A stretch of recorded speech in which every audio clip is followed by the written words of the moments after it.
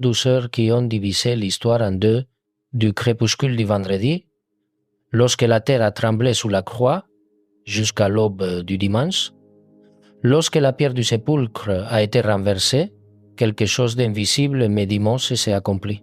Quelque chose que la foi a transmis à voix basse au fil des siècles, caché dans les symboles et les croyances anciennes, mais que peu ont osé prononcer clairement.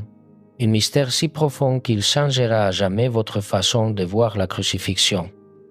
Alors que le corps de Jésus restait immobile dans le tombeau scellé, son esprit ne s'est pas immédiatement dirigé vers le Père, il n'est pas monté au ciel, il n'a pas cherché la consolation de la gloire. Au contraire, il est descendu vers les profondeurs de la terre, dans l'obscurité du monde des morts. Les Juifs l'appelaient Sheol, les Grecs l'appelaient Hadès.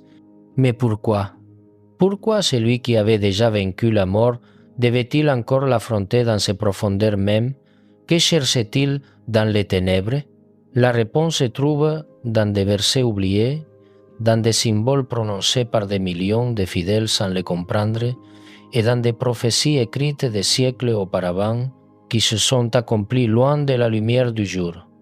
Lorsque vous la découvrirez, vous comprendrez que la croix n'était pas la fin de la douleur, mais le début de la conquête.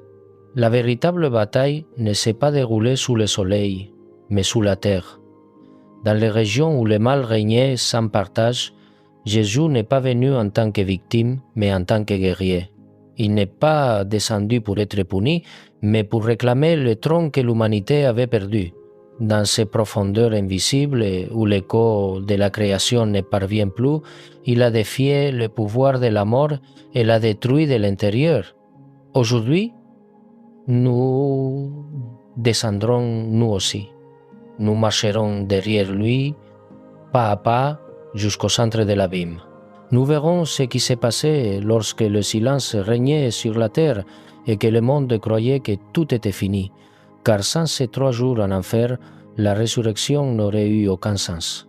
Ce que vous allez entendre est le récit d'une opération spirituelle secrète, une incursion au cœur de l'ennemi, une libération cosmique qui a commencé dans l'obscurité et s'est terminée avec la lumière du matin.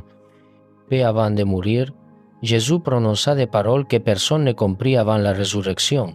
Répondant aux pharisiens qui exigeaient un signe, il dit « De même que Jonas est resté 3 jours et 3 nuits dans le ventre du grand poisson, de même le Fils de l'homme restera 3 jours et 3 nuits dans le cœur de la terre. » Dans le cœur de la terre.